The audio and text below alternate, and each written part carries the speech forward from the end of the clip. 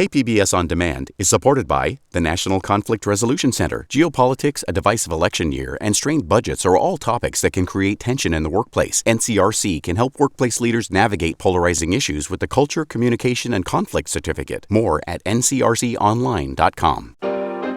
Hey San Diego, it's time for KPBS Roundtable. I'm Scott Rodd. A new reporting series through our Public Matters partnership looks at where new homes are being built in the region.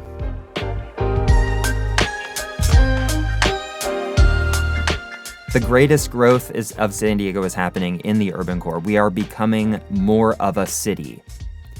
We'll also discuss why some development efforts are facing pushback, plus our roundup of other stories from the week. That's all ahead on KPBS Roundtable.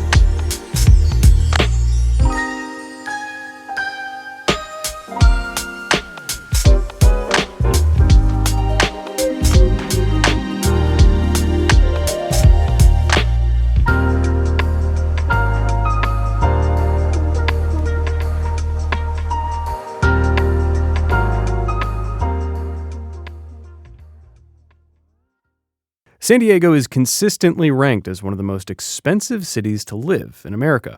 One proposed solution is building more housing, especially affordable housing. But why and how cities permit new homes depends on many factors. A new KPBS and Voice of San Diego investigation digs into housing data to find out where new homes are being built. It's a series through our Public Matters partnership. The reporters behind the series join me now to talk about all of it. Andrew Bowen is KPBS's Metro reporter. Jake Gatta is the social media host and reporter for KPBS. And Will Huntsberry is senior investigative reporter at Voice of San Diego. Welcome to you all. Hey, Scott. Thanks. What's up? Thanks for having us. All right, Andrew, I want to start with you. Your piece looked at growth of housing and housing permits in San Diego's urban core. What did you find? Yeah, so I was sort of focusing on the city of San Diego alone, which is obviously the largest city in the county, builds the most housing, maybe not per capita, as we'll discuss, I'm sure, but where the bulk of new housing stock is being constructed in the county. And we worked with our web developer here at KPBS to take a data set that we got from the state of California with really, really detailed information around permits for housing.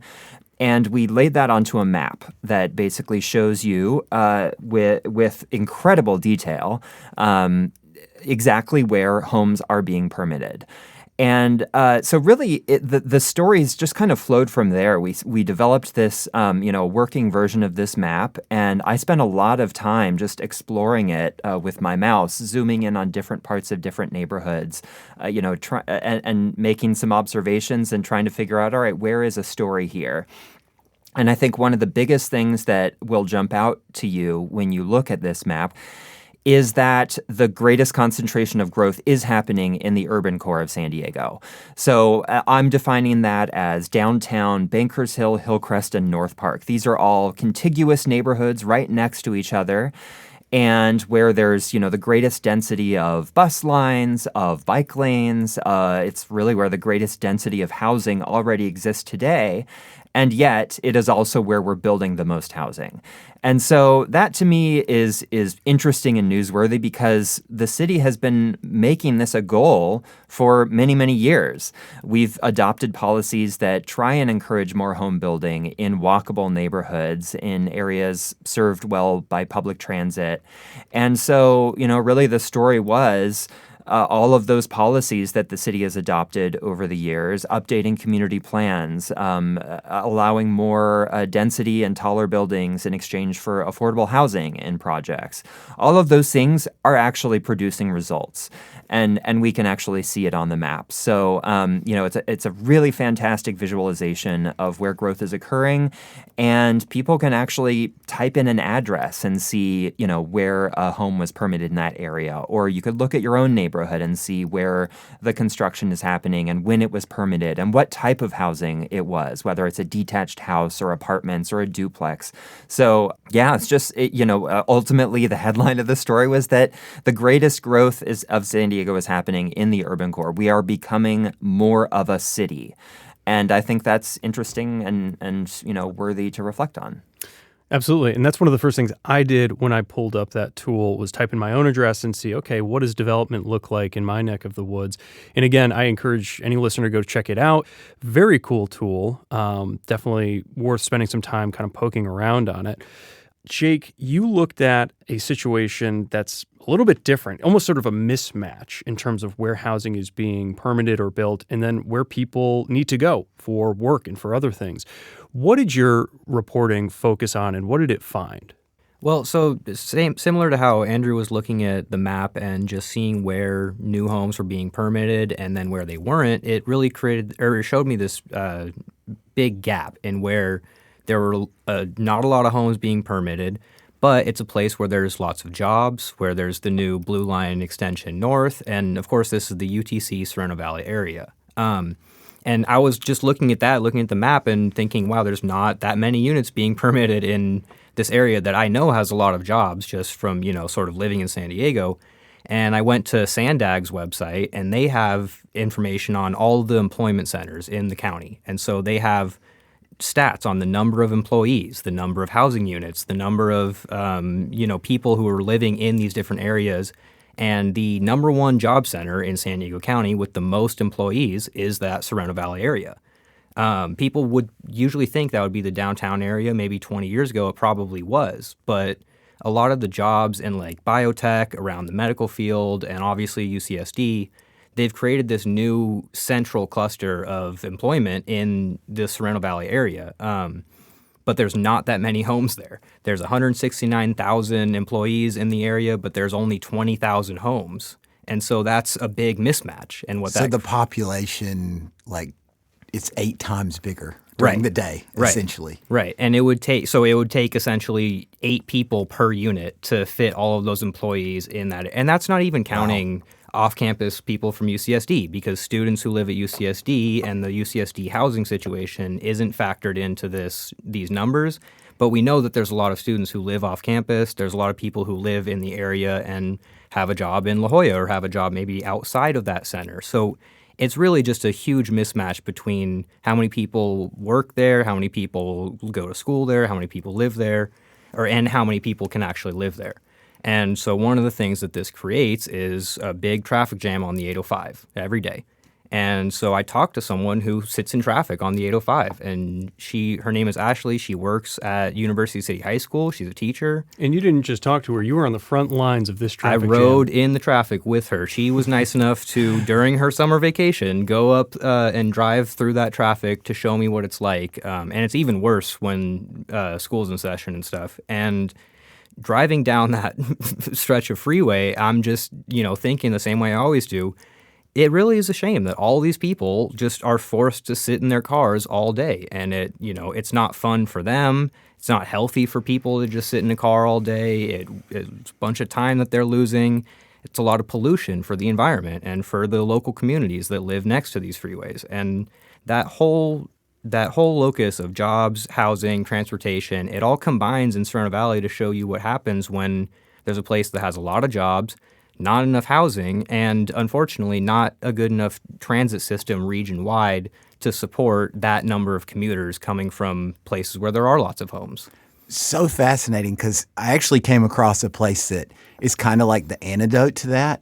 I was not really familiar with it, but as Andrew mentioned, I looked at how much building cities were doing per capita, and one place that's doing really well is San Marcos. And they've essentially created a whole new part of town called North City around CSU San Marcos, a place that people flood into during the day, exactly like you're talking about. And they have set aside 200 acres there for this development that will eventually create over 3,400 new homes. And the mayor there is a Republican, and the politics of housing breaks in very funny ways. It does not break across Republican Democratic lines in the same way other things do. But her whole thing is we want to get people off the road in this part of town, and they started planning for that area, North City, in 2009, and that's her thing. She's like, you can do this, but it takes a lot of planning, and that's one little pocket where they're actually doing it. In UTC, there is a plan, right, where they're looking at, okay, how can we try to address some of these issues?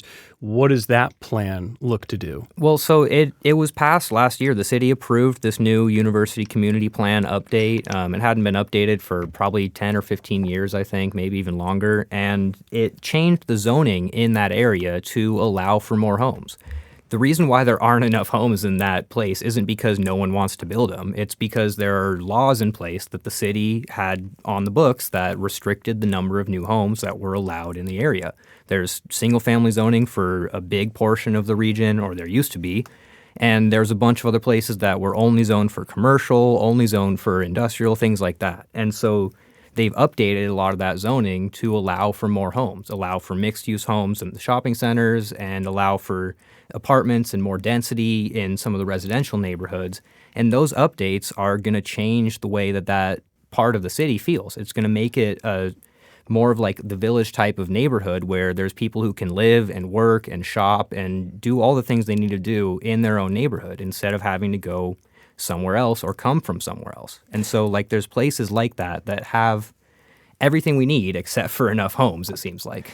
Yeah, I did some reporting on the university community plan that was passed last year, and it's such an interesting neighborhood because you have really incredible density in University City. You see skyscrapers there where you don't really see many skyscrapers in San Diego outside of downtown. So you have this huge concentration of jobs and workplace. But if you walk around the neighborhood, it's not a very inviting pedestrian environment. It was really a neighborhood that was designed to have a lot of commuters coming in and out. And that kind of transportation infrastructure is also really hard to change, and it takes a long time. So it'll be really interesting, I think, to watch University City develop over the next, 10, 20 years to see how the street network changes, how, people adjust their own behaviors based on how much traffic is in the neighborhood, and, whether or not we'll see a flood of home building in University City that can actually absorb some of those commuters that are otherwise driving from Chula Vista or even Riverside. And the other interesting sort of thread in the University City story is that there's really two parts of the neighborhood. There's northern University City, where you have a lot of that density, a lot of these big office parks, the mall. And then there's South University City, which is part of the neighborhood. It's separated by a canyon, but it's really a bedroom community where it's the lowest density part of the neighborhood. And the city initially put forward an idea to densify some of those Southern University City, allow more townhomes. It's still fairly low density housing when you compare it to what's happening in North Park or Bankers Hill or whatever, but a modest increase in housing. And the community absolutely went wild over this. They were really unhappy with the idea of townhomes in what is currently a single family detached house neighborhood. And the city scaled it back significantly. There are still a couple of shopping centers, I believe, that they've upzoned to allow for more housing. So they're trying to work around the edges and get some additional housing in that southern part of the neighborhood. But by and large, that neighborhood was mostly untouched with this plan update. And I spoke to a grad student, I remember, who was like, he has to have, 3 or 4 different roommates in one house because that's the type of housing that he can afford and is in reasonable commuting distance to UCSD. So University City, definitely a place to watch in the next coming years.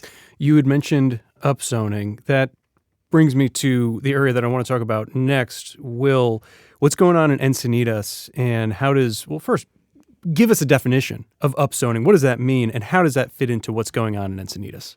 Sure. Much of San Diego County is zoned for single-family homes, as we've been talking about. And generally speaking, upzoning would be something where you allow for more housing in a place rather than just those single-family homes.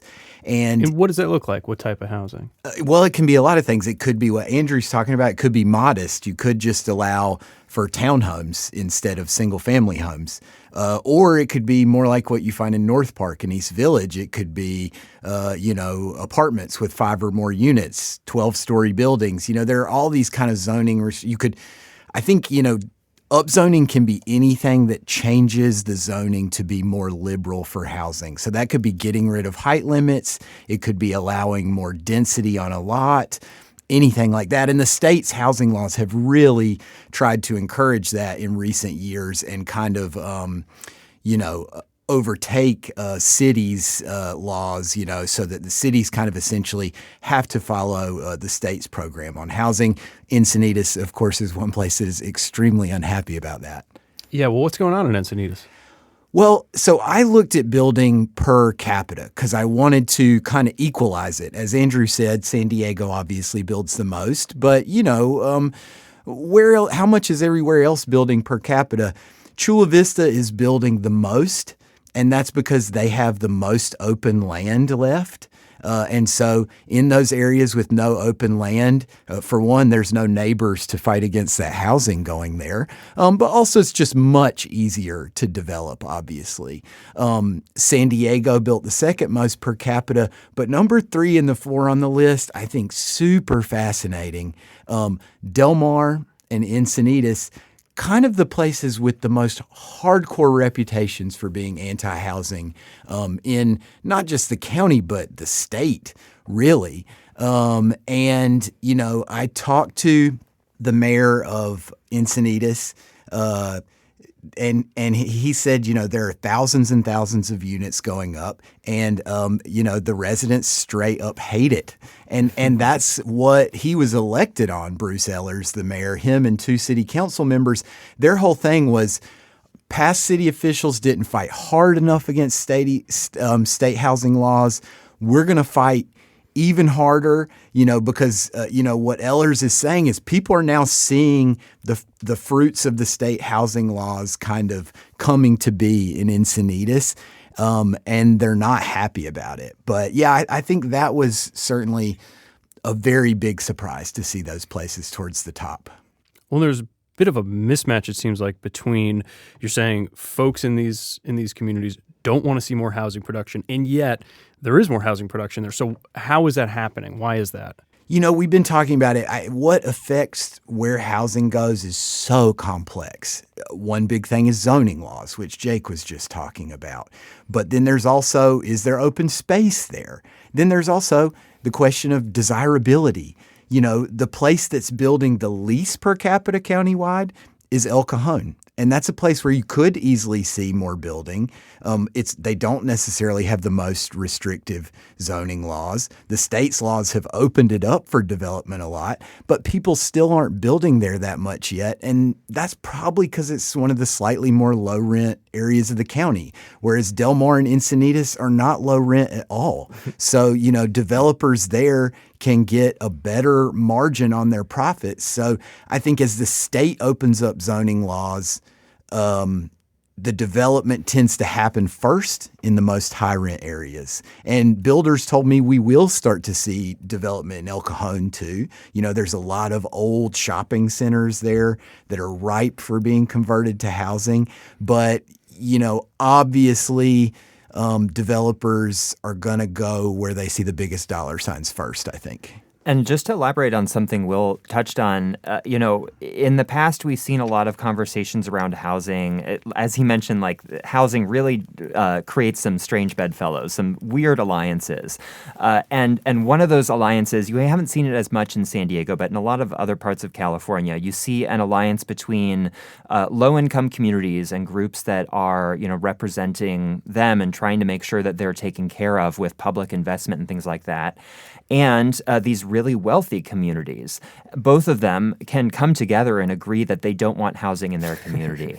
And we've seen a little bit of this in Encanto, where there's been a big backlash. Yeah. There's been a big backlash against the accessory dwelling units there, and a couple projects. One of them, I believe, was never actually approved, and yet it created this huge backlash against large projects in this low-income neighborhood. And I think one of the reasons that a lot of developers have tried to build in these low-income neighborhoods is not because they think they can get the greatest return there on their investment, but because, first of all, sometimes it is easier to build there because you might have neighborhoods that are less empowered, that are less organized, and so there's less, that opposition isn't quite as strong or isn't as well connected as the opposition in wealthy communities. But I think now that the state has adopted this CEQA reform, so trying to make it much easier to build. CEQA is the California Environmental Quality Act that prevents a lot of it prevents a lot of things, or I shouldn't say prevent, but it can slow down a lot of things when environmental review is required. It's been weaponized, and it can be weaponized. I'm sorry, That's all right. That's all right. So exactly. So the state has finally cracked some of those nuts that have not been cracked for a really long time. They're actually moving on some policy areas that have been really untouchable for a really long time. And it'll be really interesting to see going forward how much of this development that has been previously pushed into low-income neighborhoods will now start shifting into high-income neighborhoods. Because, of course, if you can build an apartment building and charge $3,000 a month on average for each unit in Encinitas or Del Mar, and you could build that exact same apartment with all the same inputs, the labor costs are the same, the building materials are the same, and you build that in Encanto where maybe you can charge, I don't know, $2,000. The economic incentive to build in wealthy communities is now there, and the disincentive, or it's just sort of like, I think people will see this development in a low income community and think these developers are just evil. They're gentrifying our neighborhood there, and it's not necessarily that's the first place a developer wants to build. The developers want to build where there's the highest demand, and that this data coming out of Encinitas and Del Mar I think is fascinating, and it'll be interesting to see if that's a trend that continues. Especially since Encinitas and Del Mar now want to try to claw local power back into their own hands. They're currently working on a ballot measure that would make a constitutional amendment where cities have the right to control their zoning and the state can't usurp it. If that were to happen, impossible to overstate, the impact it would have.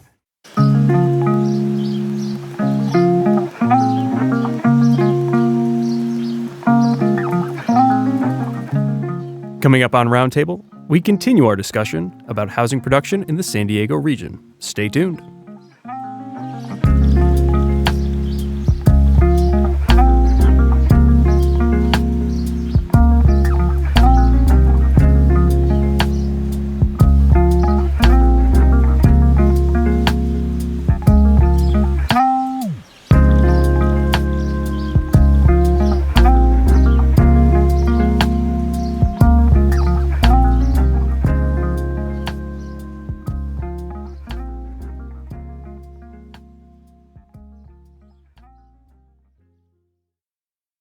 Welcome back to Roundtable. I'm Scott Rodd. We are discussing housing permitting and housing production in the San Diego region and talking about where it's happening and where it's not.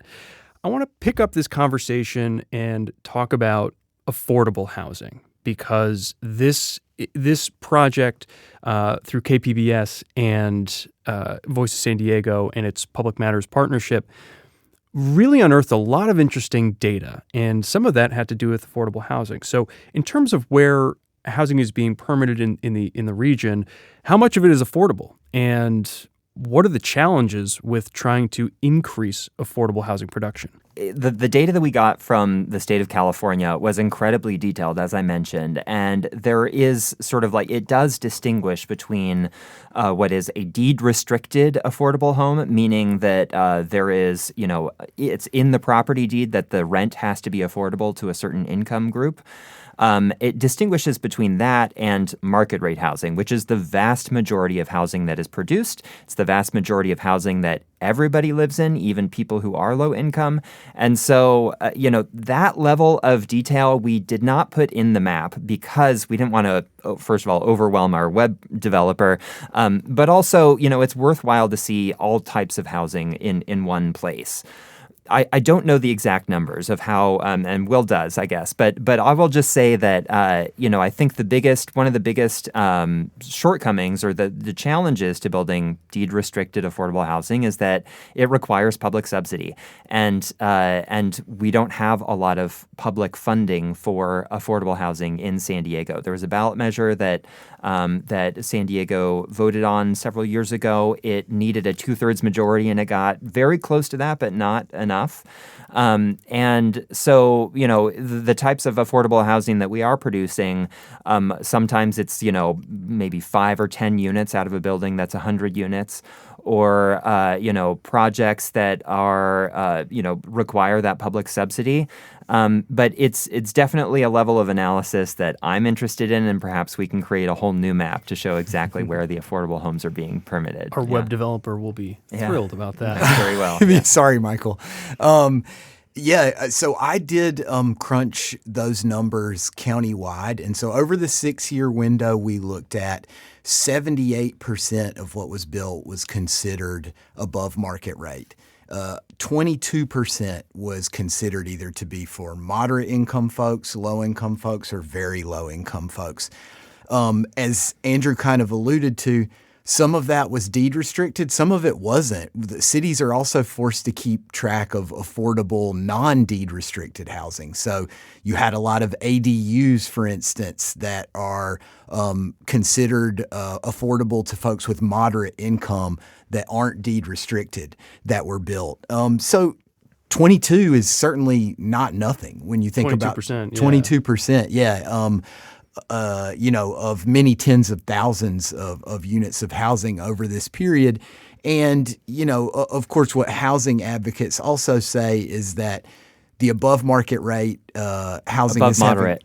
Above moderate income. Above moderate income. It is market rate. It's above moderate income. Excuse me. Yeah, the above moderate rate housing affects the housing market as well, right? Because that's more units being created that don't push demand harder on the naturally occurring affordable places that we have. We have all this naturally occurring affordable housing, and if we're not building market rate housing, the pressure to eat up that affordable stuff is just insanely great.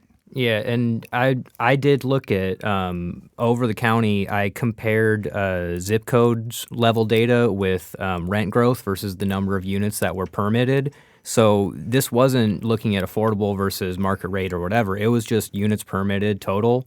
And the places that permitted the most units saw the slowest rent growth. There was a direct connection between how many homes were allowed to be built and how slow rents went up in that area. The places that permitted the least homes saw the highest rent growth by a lot. And so there's a direct connection between this concept of affordability and just building homes at all, whether they're affordable, whether they're deed restricted, whether they're luxury market rate homes. I mean, downtown is building a lot of luxury housing. There's a ton of these really fancy towers going up that are, like they say, luxury building and stuff on the side. But it saw the downtown zip code saw the lowest level of rent growth over the past 6 years because they've been adding a lot of units. And so, as Will said, that pressure on all the other homes in the area is relieved by these new buildings. Which is a funny thing about the politics and the way politics break, right? Because this is a clear supply and demand issue, but you have a lot of conservatives who are really resistant to building who are also just kind of ignoring this supply and demand aspect. I want to go to Jake with this question. You have folks who are YIMBYs, yes, in my backyard. They want to see a lot more growth. And then you have folks who are what some would describe as NIMBYs, not in my backyard. Maybe the more diplomatic way to describe them is they want to see slower growth or more responsible growth. That's smart growth. Smart growth. That's another it's all way about that neighborhood character, baby. Yeah. And so you spoke to someone who was part of a responsible or smart, slow growth group. What's their argument? Why do they say, look, we're up for some more housing, but we need to place some limits on it? What do they say? Well, okay, they say a lot, and there's a lot of different arguments, if we're being honest here. But the one that it usually boils down to is parking and then traffic, which is another combination of that issue. And most of what these people are concerned about, usually from what I've found, is that They're not going to have free on-street parking anymore. That's just open and available for anybody. There's going to be too many other cars parking on their street, and they don't like that. And then there's going to be, roadway traffic in their neighborhood. There's going to be people driving to the store, and the Trader Joe's lot is going to be full, and that's going to be a hassle for these people who are really used to this low-density, quiet little neighborhood lifestyle.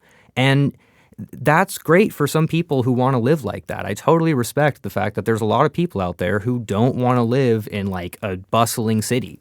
And we are the 8th largest city in the country. That's okay, but so that's what I'm saying. If you don't want to live in a bustling city, maybe the city of San Diego isn't the place. But that's rough to say to people who have just been living here for a long time. And there's homeowners who are seeing the neighborhood change around them, and that's what they don't like. And there's a lot of reasoning that sort of backfills those two chief arguments, which is just, I don't like the change that's happening, and I don't want my parking spots and my roadways to be full up with other cars.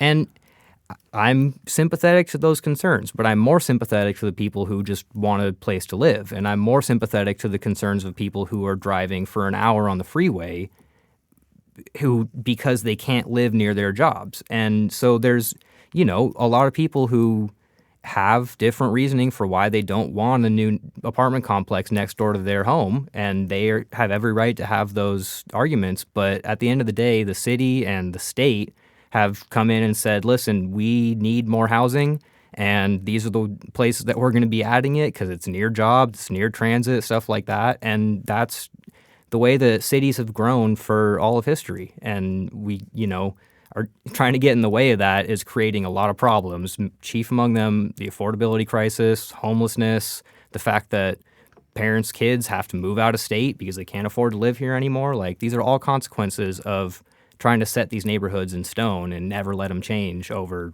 40, 50 years. I heard 2 mayors say this to me this week. Allison Snow, the mayor of Lemon Grove, a Democrat, and Rebecca Jones, the mayor of San Marcos, a Republican. They're more or less working class people, who are mayors of their cities, who have kids. And they're what they're saying to people is don't you want your kids to be able to live here? Right. That's the kind of pressure point argument they're trying to make back. That's cutting across party lines again. It's a Republican and a Democrat saying this. And I think that unless you have generational wealth where your kid is just going to inherit your home, which is true in some of these places like Encinitas and Del Mar, then you do have to ask yourself this question is, do you want your kids to be able to live here or do you not? Mm-hmm. Has there been any monitoring or reporting or digging into, when density increases in certain areas, does the infrastructure keep up with it? Does it catch up with it? Or are there some examples where it's actually the infrastructure hasn't kept pace with it, and that's created a challenge? Yeah, I mean, generally speaking, infrastructure is bad.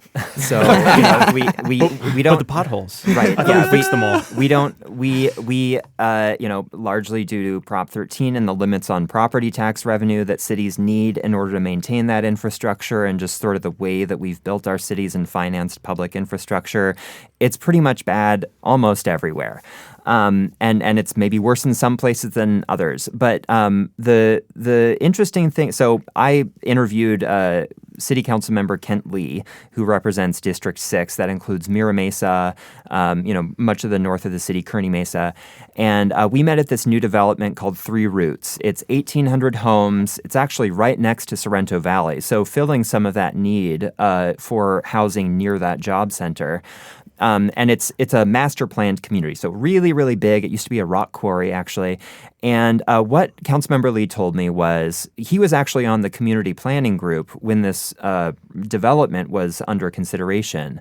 And he heard a lot of people saying, well, what about our infrastructure? Our roads are already filled with potholes. Our library already needs repairs. We need all of these better amenities for our kids to go and play at the park and everything. And I think all of those things are real. I mean, we do need better parks. We do need better roads in San Diego. where he saw the sort of breakdown in logic was this development of Three Roots actually paid for those improvements in Mira Mesa. So developers have to pay development impact fees, which fund the infrastructure. It's meant to be sort of a nexus between, the added strain on a neighborhood and the need that creates for better infrastructure, and part of that funding falls on the backs of those new housing, consumers, the home buyers, the renters in that area. All of those fees are worked into the baseline cost of what it will cost to buy or rent a home there. And so he said it wasn't until after this development of Three Roots was approved and after those developers paid their fees that the Mira Mesa Community Center actually got funding for their improvements. So they're building a new aquatic center. They're building a new playground. This neighborhood had been waiting for this infrastructure for 18 years. And the new housing in the neighborhood was what actually made it happen. So, and this, development impact fees fund some of our infrastructure, but it's kind of it's not the best way to fund infrastructure because ultimately that cost is on the new housing, and we don't want to make new housing more expensive. The other thing that's true with this new development of Three Roots is that those 1,800 homes are going to be filled with human beings who are earning salaries, who are paying taxes, paying property taxes, they're paying sales taxes, which is where we get most of our transportation funding in San Diego. They're paying water bills. We have some of the most expensive water in the state, because we've chosen to invest in these things to create more reliable water sources like water recycling and desalination, and all of that is paid by the ratepayers. And so the more ratepayers that we have that are paying those water bills, the lower cost it's going to be for everybody. And I think that's where, we need a smarter discussion around the nexus between infrastructure and housing, because the cost of infrastructure improvements should not fall entirely on the backs of new residents. And we also need to recognize that those new residents are not, ticks that are sucking the blood from the rest of the community. They are contributing to the community. And I just wanted to jump in and say that a lot of the people who are going to raise concerns about the infrastructure, the main infrastructure they're talking about is the roads again. And Andrew's reported on how investing so much of our taxpayer money into fixing the roads and then refixing the roads when there's inevitably more potholes means that there's less money for the other types of infrastructure that go into a cycle of not needing to fix the roads. If you build better sidewalks, if you build bike lanes, if you build walkable neighborhoods with housing near jobs, there's going to be fewer cars on the road, which create fewer potholes, which means you spend less money fixing the roads. All of that is cyclical, and a lot of times the people who are concerned about infrastructure are really concerned about the roads, and they don't see how that other infrastructure that gets paid for by the impact fees is going to help this whole problem. We've been discussing the In Whose Backyard project, which is a partnership between KPBS and Voice of San Diego through the Public Matters Partnership. A fascinating conversation, but we'll have to leave it there. I've been speaking with Andrew Bowen, KPBS Metro reporter, Jake Gatta, social media host and reporter for KPBS, and Will Huntsberry, senior investigative reporter at Voice of San Diego. Thanks again to all of you for joining us. Yeah, thanks, Scott. Thanks for having me.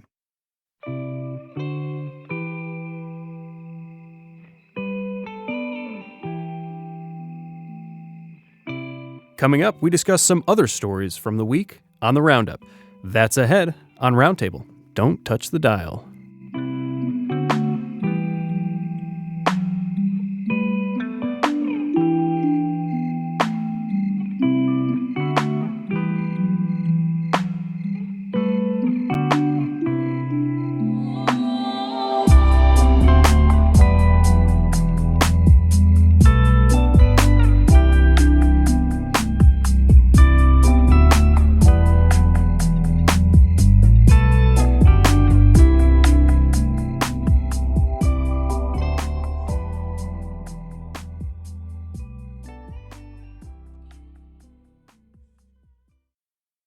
Welcome back to Roundtable. I'm Scott Rodd.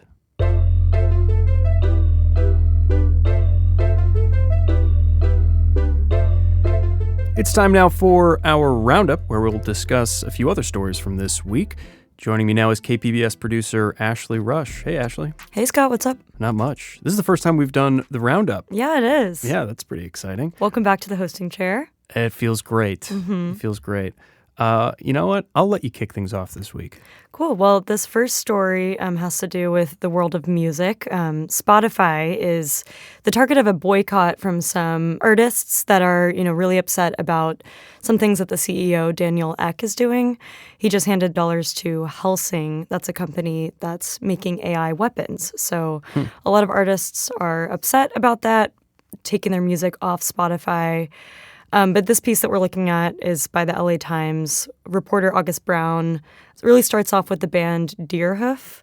They pulled their catalog from Spotify, and they were saying, it's not that big of a sacrifice in the grand scheme of things. If Ek wants to go harder on AI warfare, we don't have to put our music on this platform. Let me just ask you, why is Spotify giving millions of dollars to an AI weapons company? In the story, Spotify didn't respond to questions about Ek's financial investment. But my understanding is that Ek now chairs the company Prima Materia, which invested in the European defense firm that's Helsing.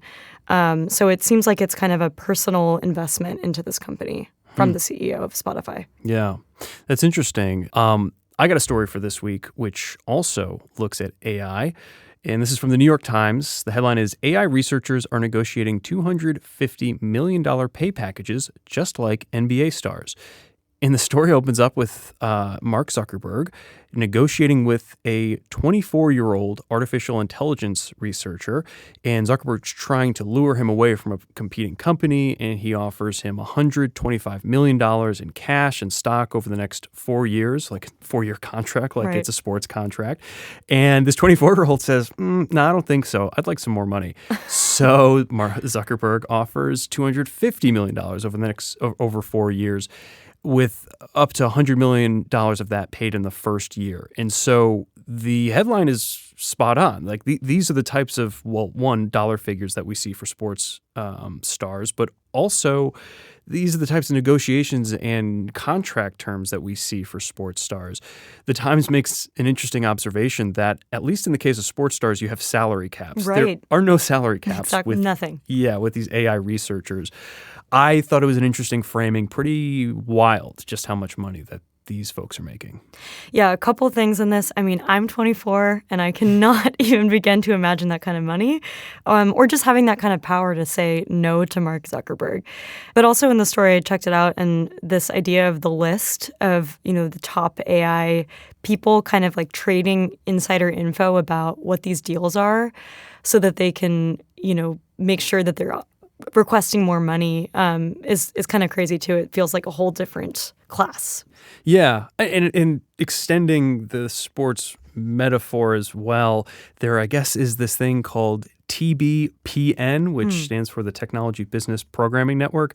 I had never heard of it, but apparently it's like the sports center for like trades and acquisitions in the tech sector. So like literally there are like breaking banners where some random people from DeepMind get poached by Microsoft. And I thought that was kind of mind-boggling. I didn't realize that was a thing. I'd be curious if that network had a top 10 plays of the week segment. So anyways, the last story that I had for this week is one from Politico. This is about Kamala Harris dropping out of the California governor's race and how this has basically opened things.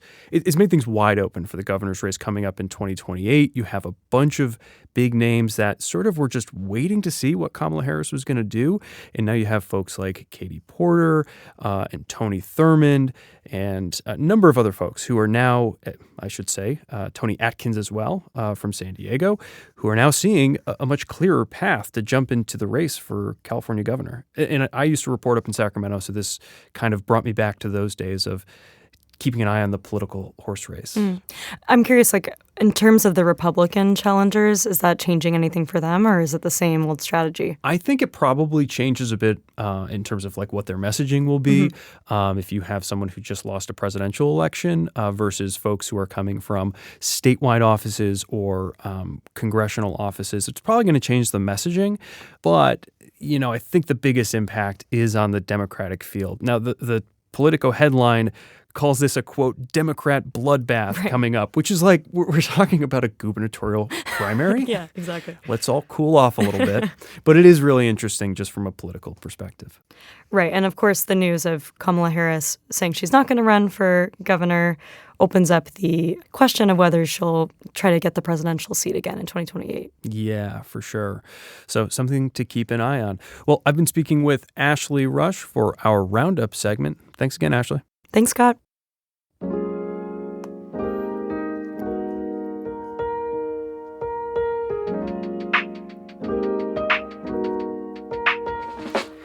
Thanks for listening to KPBS Roundtable. You can listen to the show anytime as a podcast. KPBS Roundtable airs on KPBS FM at noon on Fridays and again Sundays at 6 a.m. If you have any thoughts on today's show, you can email us at roundtable@kpbs.org. You can also leave us a message at 619-452-0228. Roundtable's technical producer this week is Brandon Trufa. This show was produced by Ashley Rush. Brooke Ruth is Roundtable's senior producer, and I'm Scott Rod, in for your host, Andrew Bracken. Thanks for listening. Have a great weekend.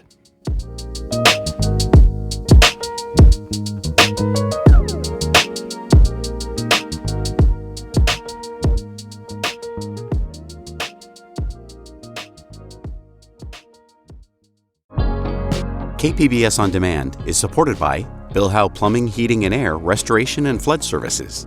Family owned and operated for over 4 decades, Bill Howe has been serving the plumbing, heating and air, and water damage needs of the San Diego area since 1980. With their fleet of trained professionals, Bill Howe has the ability to service all major and minor plumbing and HVAC emergency needs 24 hours a day, 7 days a week. Bill Howe is committed to providing excellent service to their customers with transparent quotes and attention to detail on every job. Whether you're in need of an HVAC installation, plumbing, or water damage restoration in San Diego, they offer the convenience of scheduling an appointment over the phone, online, or through live chat on their website. Call 1-800-BILL-HOWE or visit billhowe.com because we know how.